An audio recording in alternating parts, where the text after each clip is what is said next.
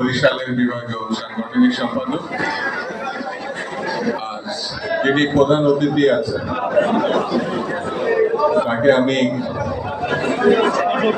বীর মুক্তিযোদ্ধা শুধু এতটুকু বললে ভুল হবে, তিনি শহীদ জিয়া রহমানের সহকর্মী ছিলেন। মুক্তিযুদ্ধের সময়কালে এবং পরবর্তীতে তিনি শহীদ জিয়ার খুব কাছ থেকে অনুধাবন করেছেন, দেখেছেন, বুঝেছেন। আমি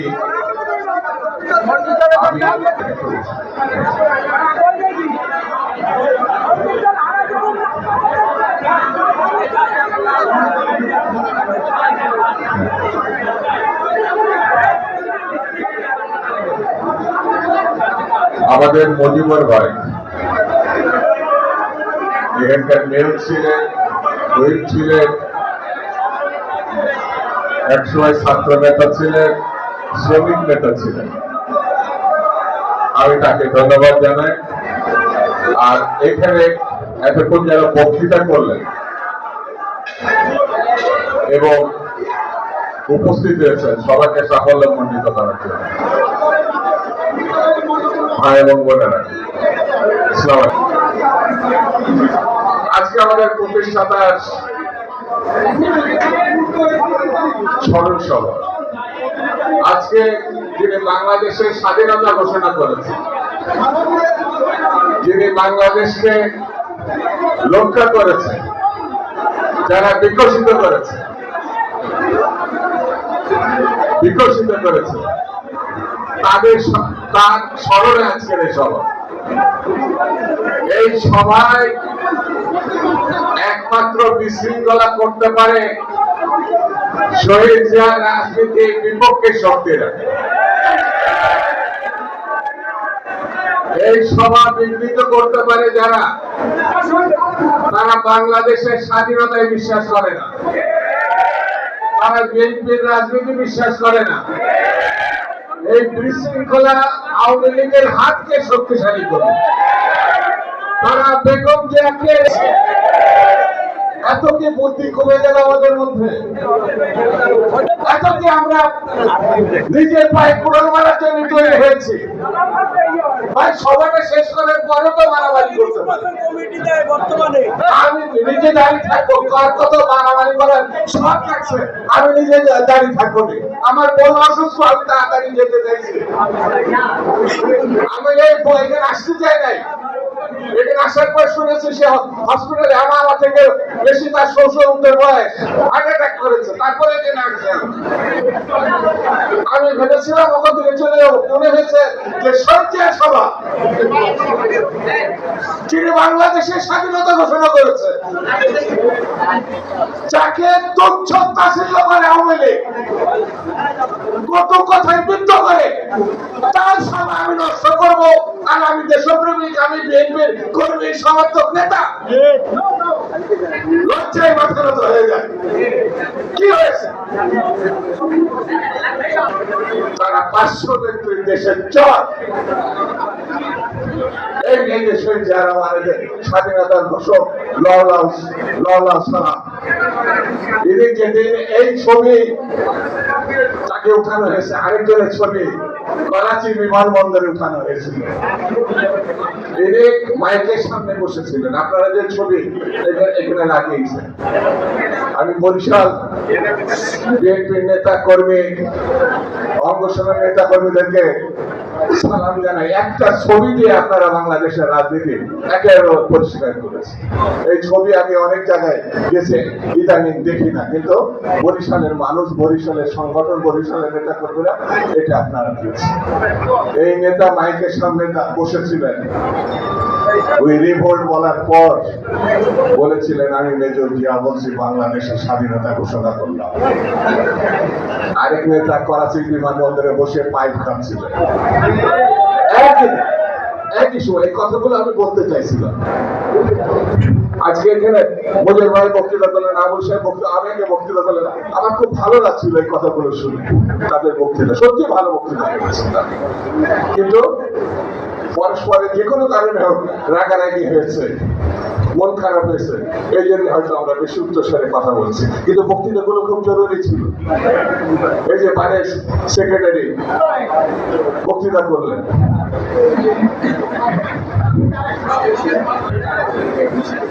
আলমগীর বলেছে সবাই সব কথা একই জন জানেন, একই ভাবে জানে না, এগুলো আমাদেরকে শুনতে হবে।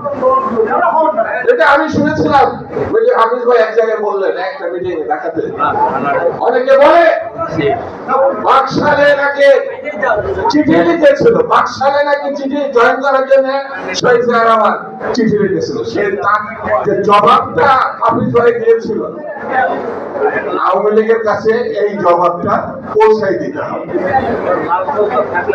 আমরা যদি কথাগুলো শুনি আমাদের বলার শোনার এত বেশি আছে। একটা সফল মানুষকে কিভাবে ছোট করতে চাই দেশের সামনে সারা বিশ্বে, সেটা আমাকে জানতে হবে। শহীদ জিয়া রহমান যদি সেই সময় শেখ মুজিবুর রহমান স্বাধীনতা ঘোষণা করত, তাহলে শহীদ জিয়া রহমানের ঘোষণা করার কোনো কারণ ছিল না, কারণ জাতি প্রত্যাশা করেছিল তিনিই স্বাধীনতা ঘোষণা করবেন। তিনি করেন না, একটা শূন্যতা সৃষ্টি হয়েছে। তাজউদ্দিন সাহেব অনুরোধ করেছিলেন তাকে, সেটা একটা বইয়ে খন্দকার সাহেব তার বইয়ে উল্লেখ করেছে।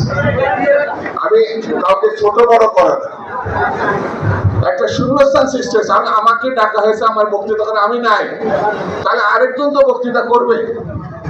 এখন সে যদি এসে ভালো বক্তৃতা করে আর আমি যদি বাদ পড়ে যাই, তাহলে দোষ তার না আমার।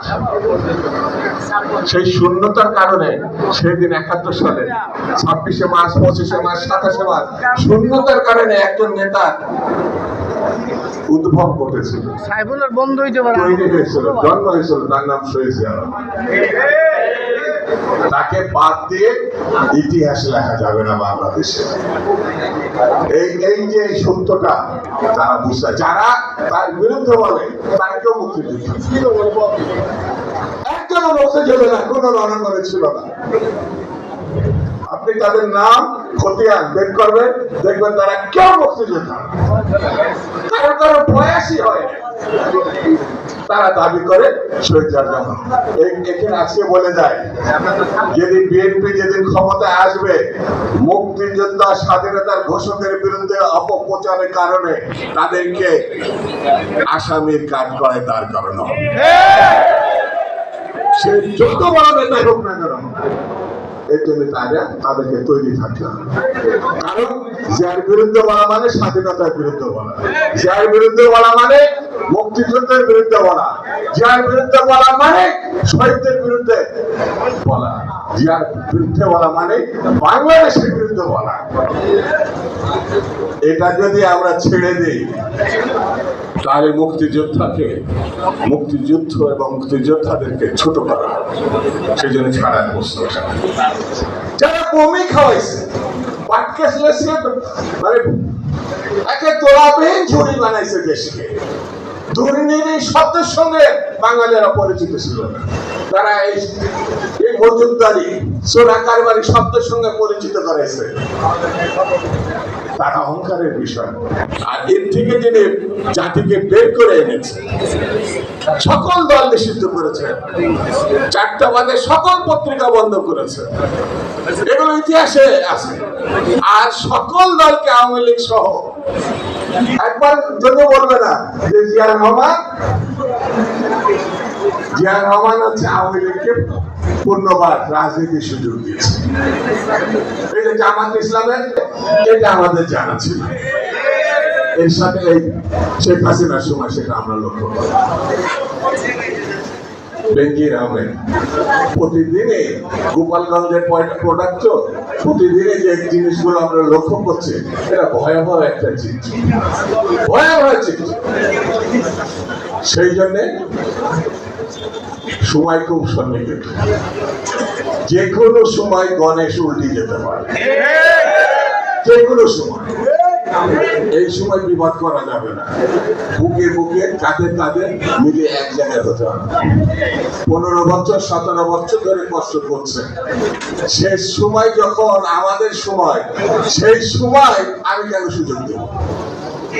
বরিশালের অনেক জায়গা আছে বিএনপির জন্য, শহীদের রাজনীতির জন্য, বিএনপির জন্য শুধু বলবো না, মুক্তিযুদ্ধের সময় সেই বরিশালে যখন আমরা আসি বাইরে থেকে, তখন আমরা সাহস পাই। সেই জন্য বন্ধুরা, আজকে আমি আয়োজক কমিটিকে ধন্যবাদ জানাই, বিএনপির নেতা কর্মীদেরকে ধন্যবাদ জানাই যে আপনারা শহীদ জিয়ার স্মরণে আজকে যে আলোচনা সভা করেছেন এবং আমাকে ডেকেছেন, এই জন্য আমি কৃতজ্ঞতা প্রকাশ করছি। মাঝে মাঝে আমার দুটো কন্যা দেশের বাইরে আছে, আপনাদেরও অনেক বাইরে আছে, বলে যে বাবা তুমি তো অনেক করলা, ছাত্র জীবন থেকে বয়স হয়েছে, অসুস্থ হয়ে যাও, বারবার জেলে যাও, তুমি একটু আমেরিকা এসে থাকো। তখন মনে হয় বেগম জিয়ার কথা, আমরা তো ছাত্র জীবন থেকে তার সঙ্গে মায়ের মতো দেখছি, সে আমাদের ছাত্র নেতা কর্মী না, সন্তানের মতো দেখেছে। তাকে জেলে রেখে, তাকে অসুস্থ অবস্থায় রেখে আমার কাছে মনে হয় বিএনপির একটা নেতা কর্মী স্বস্তিতে থাকে না, একটা নেতা কর্মীকে। আমাদের নেতা তারেক রহমান সাহেব দেশের বাইরে আছে, একেবারে মিথ্যা মামলার অভিযুক্ত হয়ে, তাদেরকে দেশে আনা হাজার হাজার নেতা কর্মী এখনো জেলখানার মধ্যে, এখনো আছে, যারা বিচার হয়েছে, যেমন আব্দুল সালাম পিন্টু, সাবেক সংসদ সদস্য, সাবেক মন্ত্রী, ফাঁসির জন্য অপেক্ষা করেছে। সেই জন্য একটা ফয়সালা, একটা মুখামুখি আমাদের হতেই হবে। আজকে যে সাহস এখানে আপনারা দেখিয়েছেন সবাই মিলে, এত ঘটনার পরেও একটা সফল মিটিং আপনারা করছেন শেষ পর্যন্ত, এই জিনিসটাকে আমাদের রাস্তায় নিয়ে গিয়ে দাঁড় করাতে হবে। ইনশাল্লাহ আমি মনে করি এই সরকার ক্ষমতায় থাকবে। ভালো থাকবেন, দোয়া করবেন, আমি দোয়া করি। খুদা হাফেজ। বাংলাদেশ জিন্দাবাদ।